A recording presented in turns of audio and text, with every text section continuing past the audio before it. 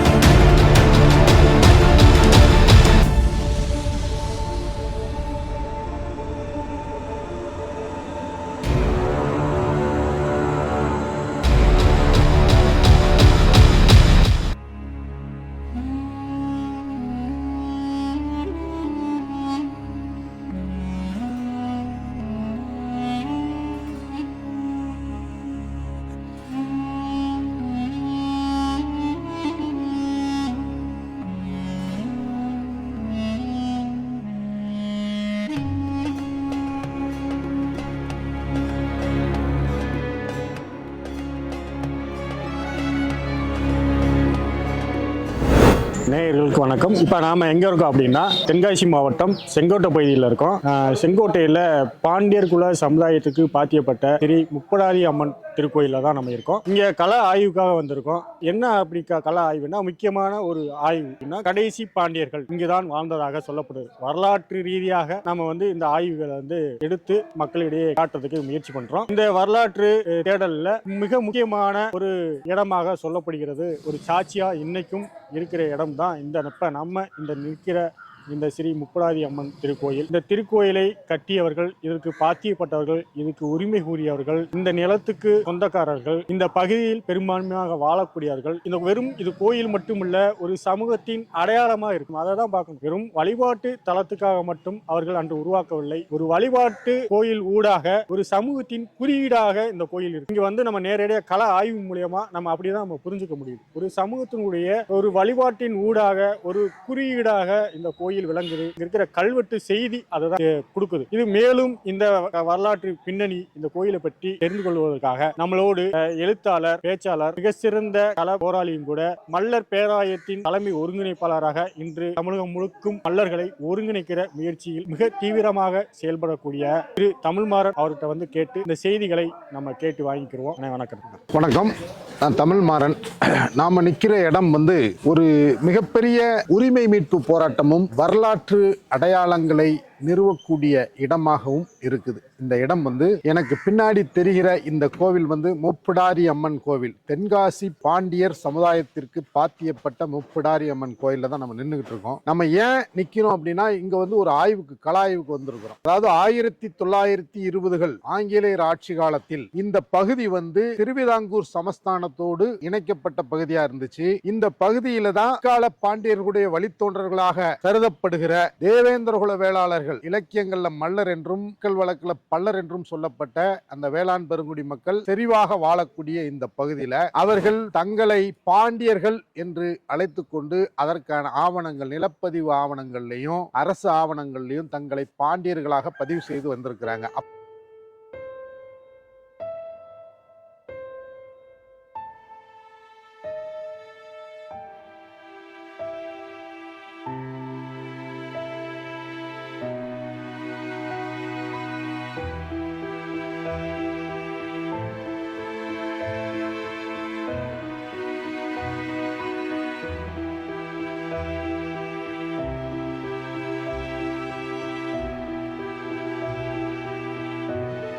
அப்படி வருகிற போது 20களில் இங்கு வாழக்கூடிய மறவர் சமூகத்தினர் பாண்டியர் பட்டத்தை இந்த தேவேந்திரகுல வேளாளர்கள் பயன்படுத்த கூடாது, அது எங்களுக்குரிய பட்டம் என்று கொல்லம் மாவட்ட நீதிமன்றத்தில் ஒரு வழக்கு தொடுத்திருக்கிறாங்க. அந்த வழக்கின் அடிப்படையில் இந்த தேவேந்திரகுல வேளாளர் சமுதாயம், பாண்டியர் சமுதாயம், நாங்கள் தான் பாண்டியர் சமுதாயம் என்பதற்கான நிலப்பதிவு ஆவணங்கள், பட்டயங்கள்லாம் சமர்ப்பிச்சிருக்கிறாங்க.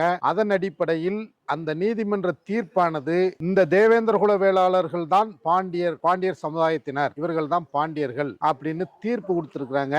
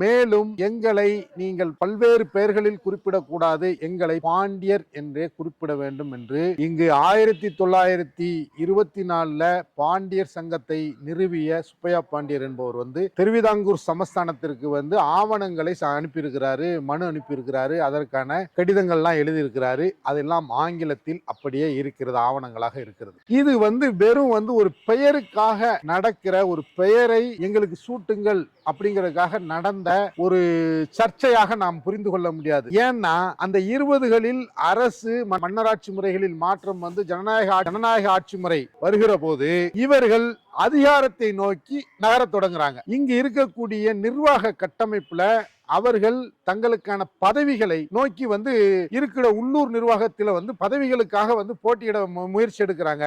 அப்படி முயற்சி எடுக்கிற போது அதிகாரத்தை நோக்கி இவர்கள் நகர்ந்து விடக்கூடாது என்கிற உள்நோக்கத்தோடு தான் அந்த வழக்கு தொடுக்கப்படுது. அதற்கு பின்பு பாத்தீங்கன்னா தொடர்ந்து இந்த பாண்டியர் சமுதாயம் பொருளாதாரத்திலும் நில உடைமையிலும் அரசு ஆட்சி அதிகாரங்களிலும் அரசு நிர்வாகத்திலும் மேலோங்கி வந்திருக்கிறாங்க. அவங்க ஏற்கனவே அந்த நில உடைமையாளர்களா இருந்திருக்கிறாங்க. ஓரளவுக்கு பிற சமூகங்களுக்கு இணையான பொருளாதார வளர்ச்சி இருந்திருக்குது. அவர்கள் அரசு நிர்வாகத்துல பெரிய அதிகாரிகளாக இருந்திருக்கிறாங்க. அதையெல்லாம் தடுக்க வேண்டும் என்கிற உள்நோக்கத்தோடு தான் இது போன்று இந்த மாதிரியான சர்ச்சைகள்லாம் உருவாக்கப்படுகிறது. தொடர்ந்து வரலாற்றில் இதுக்கான நிறைய எடுத்துக்காட்டுகளை காட்ட முடியும். அந்த வகையில் ஒரு பாண்டியர்களுடைய உரிமை மீட்பு போராட்டத்தினுடைய ஒரு மைல் கல்லாக இந்த பாண்டியர் சமுதாயத்தினுடைய இந்த உரிமை மீட்பை நாம் கருதணும். இது அதிகார அரசியலுக்கான ஒரு அடிக்கோல் இட்ட நிகழ்வாகத்தான் புரிந்து கொள்ளணும். அதிகாரத்தை நோக்கி யாரெல்லாம் பூர்வகுடிகள் இன்று அதிகாரத்திற்கு வந்துவிடக் கூடாது என்று உலகம் முழுவதும் அந்த பூர்வகுடிகளுக்கு எதிரான ஒரு போர் நடந்து கொண்டிருக்கிறது. அந்த போரை தொடர்ந்து நடத்தி கொண்டும் அந்த போரில் நுணுக்கமான உத்திகளை கையாண்டும் வியூகங்களை வகுத்துக் கொண்டு இந்த பாண்டியர் சமுதாயம் ஒரு உயரத்திற்கு வந்திருக்கிறது. தன்னுடைய சமூக தகுதியை மட்டுமல்ல, தன்னுடைய அரசியல் நிலைப்பாட்டையும் வெளிப்படையாக அறிவிக்கக்கூடிய ஒரு காலகட்டத்தில் இந்த இடம், இந்த உரிமை போராட்டம் என்பது நமக்கெல்லாம் ஒரு வரலாற்று படிப்பினையாக அமையும். என்னடா அது புது ட்ரெண்டா இருக்கு, புதுசா கண்டுபிடிச்சு அடிக்கிறாங்களே, நான் என்ன பண்ணுவேன்.